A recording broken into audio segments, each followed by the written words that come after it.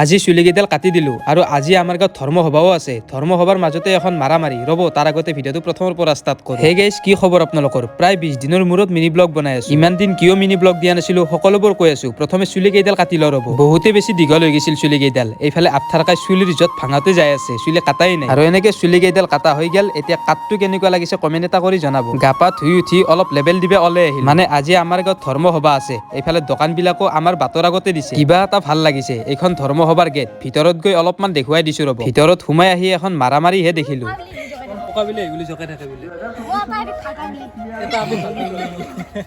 মাৰামাৰিখন চাই ডাইৰেক্ট আহিলো ধৰ্ম সভাৰ পেণ্ডেলৰ ভিতৰত। ৰাতি ভালকৈ দেখুৱাই দিম ৰ'বক। এতিয়া অলপমান এনে দেখুৱাই দিছো আৰু তাৰ পৰা ডাইৰেক্ট আহিলো চামতা। এইফালে আছে আছিক, মানে লগৰ ল'ৰা এজনৰ ঘৰত আহিছো ৰ'ব। এইফালে আছে কাদেৰ, মানে কাদেৰ হাতৰ ঘৰতে আহিছো। কাদেৰ ভাইৰ ঘৰত প্ৰায় 1 ঘণ্টা মানে বহিলো। চাহ তাহ দিলে, চাহও খালো। তাৰ পৰা ডাইৰেক্ট ঘৰত আহিলো। মিনি ব্লগটো ইয়াতে শেষ কৰিম। এইফালে মামাথেৰ বাবু আৰু ভাগিনো আহিছে।